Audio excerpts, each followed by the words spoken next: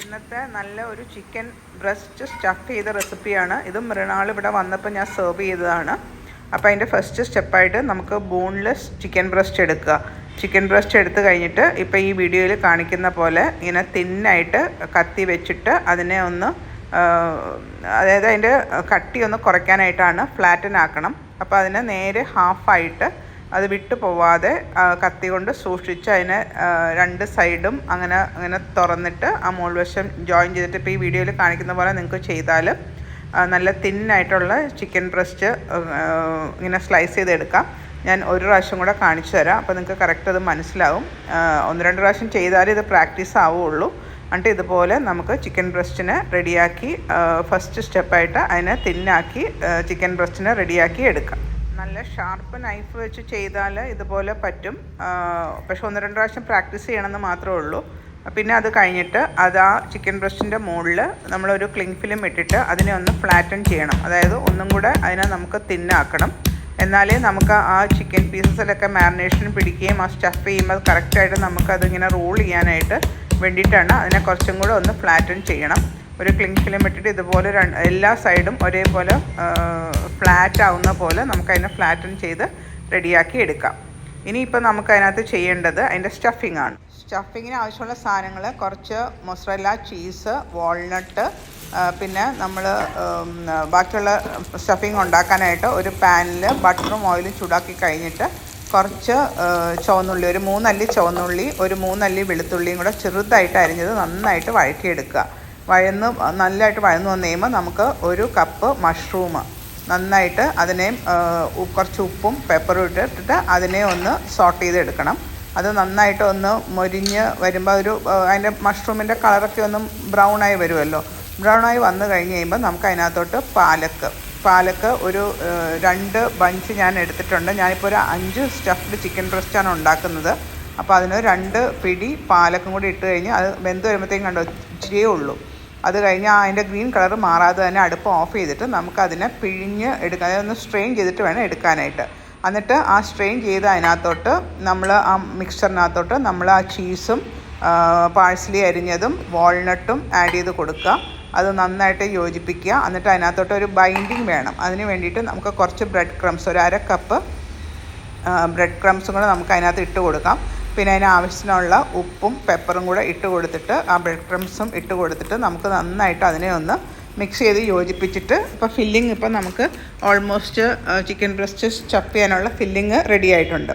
ഇനി നമുക്ക് ആ ചിക്കൻ ബ്രസ്റ്റിനെ ഒന്ന് മാരിനേറ്റ് ചെയ്യണം. അതിന് 1 teaspoon mustard, 1 teaspoon paprika powder, salt, pepper, olive oil, കുറച്ച് തൈം അല്ലെങ്കിൽ റോസ്മേരി, അത് നന്നായിട്ട് അരിഞ്ഞതും കൂടി ഇട്ടിട്ട് നമ്മൾ ഇങ്ങനെ ചിക്കൻ ബ്രസ്റ്റിനെ മാരിനേറ്റ് ചെയ്ത് വെക്കുക.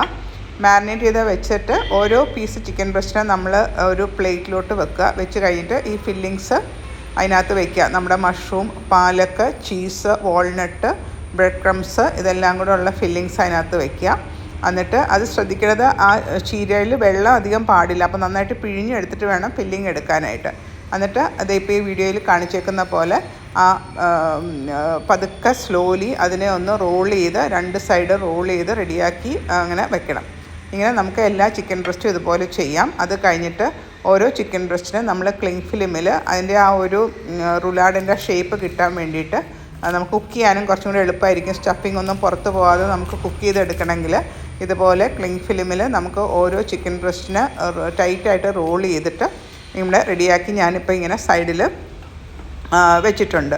ഒരു 6 ചിക്കൻ ബ്രസ്റ്റ് റെഡിയാക്കി വെച്ചിട്ടുണ്ട്. അത് കഴിഞ്ഞിട്ട് നമുക്ക് അതിനെ ഒരു പാനിൽ നമുക്കതിനെ ഒന്ന് 2 സൈഡും ഒന്ന് ബ്രൗൺ ആക്കണം. നല്ല ഹൈ ഹീറ്റിലിട്ടിട്ട് ആ സ്റ്റഫ് ചെയ്ത ചിക്കൻ ബ്രസ്റ്റിനെ 2 സൈഡും നല്ല ബ്രൗൺ ആക്കി കഴിഞ്ഞാൽ ഇടയ്ക്കൊന്ന് നമുക്ക് അതിനെ ഒന്ന് തിരിച്ചിട്ട് കൊടുക്കണം. ഒരു സൈഡൊന്ന് ബ്രൗൺ ആയി കഴിയുമ്പോൾ നമുക്ക് മറ്റേ സൈഡും ഒന്ന് ബ്രൗൺ ആവാൻ വേണ്ടിയിട്ട് അങ്ങ് തിരിച്ചിട്ട് കൊടുക്കണം.